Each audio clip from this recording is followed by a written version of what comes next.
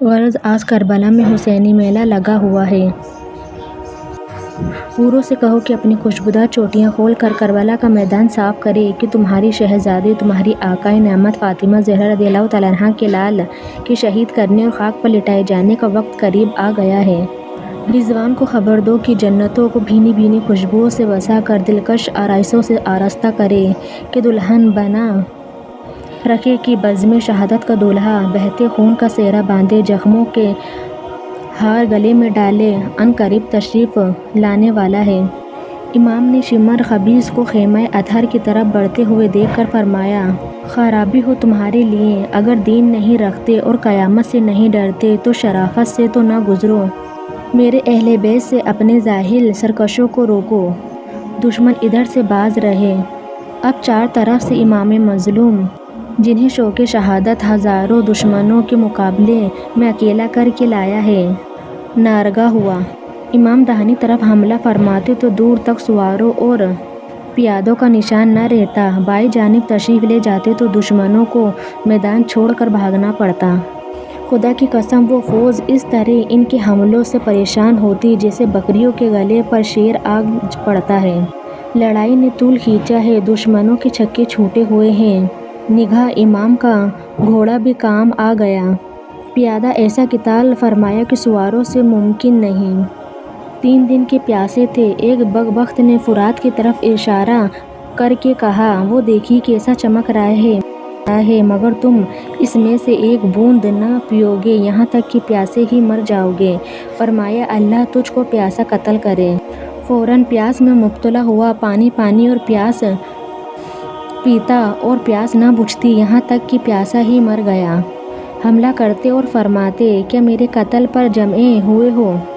ہاں خدا کی قسم، میرے بعد کسی کو قتل نہ کرو گے جس کا قتل میرے قتل سے زیادہ خدا کی ناخوشی کا سبب ہو۔ خدا کی قسم، مجھے امید ہے کہ اللہ تعالیٰ تمہاری ذلت سے مجھے عزت بخشے اور تم میں سے وہ بدلہ لے جو تمہارے خواب و خیالوں میں بھی نہ ہو۔ خدا کی قسم، تم مجھے قتل کرو گے تو اللہ تم میں پھوٹ ڈالے گا اور تمہارا خون بہائے گا اور اس پر راضی نہ ہوگا، یہاں تک کہ تمہارے لیے دکھ دینے والا عذاب چند در چند بڑھائے گا۔ جب شمر خبیث نے کام نکلتا نہ دیکھا، لشکر کو للکارا، تمہاری مائیں تم کو پیٹے، کیا انتظار کر رہے ہو؟ حسین کو قتل کرو۔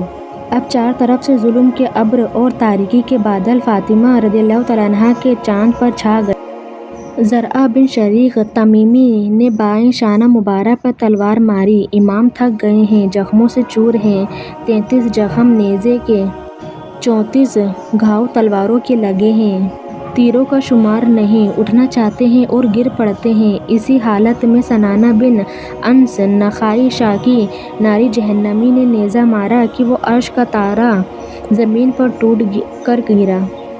سنانا مردود نے خولی بن یزید سے کہا، سر کاٹ لے، اس کا ہاتھ کانپا۔ سنانا ولد الشیطان بولا، تیرا ہاتھ بیکار ہو، اور خود گھوڑے سے اترا اور رسول اللہ صلی اللہ تعالیٰ علیہ وآلہ وسلم کے جگر پارے 3 دن کے پیاسے کو ذبح کیا اور سر مبارک جدا کر لیا۔ شہادت جو دلہن بنی ہوئی سرخ جوڑا جنتی خوشبوؤں سے بسائے اسی وقت کی منتظر بیٹھی تھی، گھونگھٹ اوڑھ کر بے تابتہ دوڑی اور اپنے دولہا حسین شہید رضی اللہ تعالیٰ عنہ کے گلے میں باہیں ڈال کر لپٹ گئی۔ اس پر بھی صبر نہ آیا، امام کا لباس مبارک اتار کر آپس میں بانٹ لیا۔ عداوت کی آگ اب بھی نہ بجھی، اہل بیت کے خیموں کو لوٹا، تمام مال اسباب اور رسول اللہ صلی اللہ تعالیٰ علیہ وآلہ وسلم کی صاحبزادیوں کا زیور اتار لیا، کسی بی بی کے کان میں ایک بالی بھی نہ چھوڑی۔ اللہ واحد قہار کی ہزار ہزار لعنتیں ان بے دینوں کی شقاوت پر۔ زیور درکنار، اہل بیت کے سروں کے دوپٹے تک اب بھی مردودوں کے چین نہ پڑا۔ ایک شاکی ناری جہنمی پکارا، کوئی ہے کہ حسین کے جسم کو گھوڑے سے پامال کر دے۔